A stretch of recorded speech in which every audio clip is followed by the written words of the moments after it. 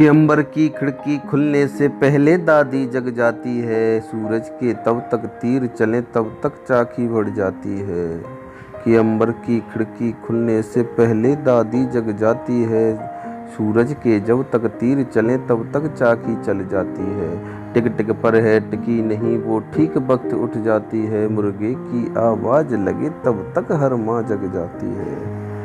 चाकी की बातें सुनकर जब बापू भी जग जाते हैं। धरती का चुम्बन करते हैं फिर पैर जमीन पर लाते हैं। धीरे धीरे अंबर से फिर सूरज आंख दिखाता है। हाथ जोड़ बापू भी तब वो राम राम कह जाता है। कि चाकी की बातें सुनकर जब बापू भी जग जाते हैं। धरती का चुम्बन करते हैं फिर पैर जमीन पर लाते हैं। धीरे धीरे अंबर से फिर सूरज आंख दिखाता है। हाथ जोड़ बापू भी तब राम राम कह जाता है। जैसे ही सूरज तरकस से तीरों पर तीर चलाता है। फूलों के गाल सजी नन्ही बूंदों को मार गिराता है।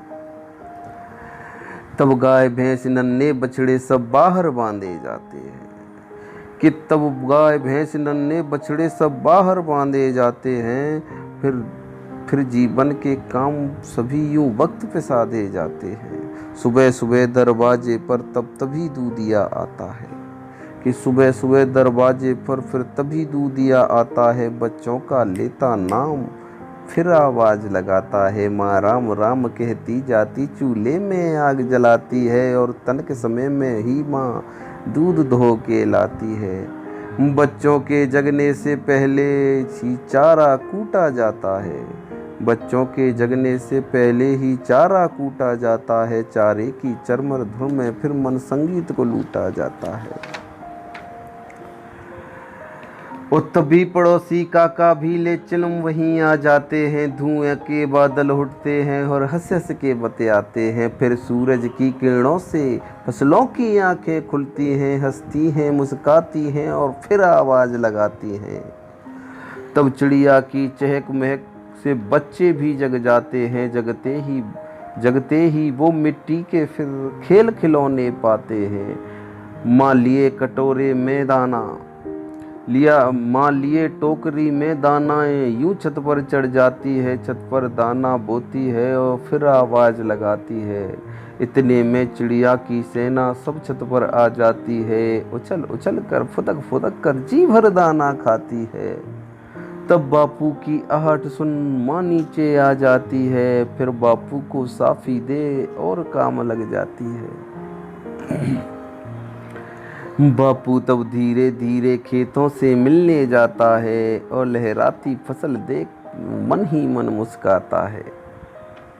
कि बापू तब धीरे धीरे खेतों से मिलने जाता है। और लहराती फसल देख फिर मन ही मन मुस्काता है। और धीरे धीरे खुरपी से फिर घास उतारी जाती है। और इकट्ठा कर पंचे में फिर सवारी जाती है।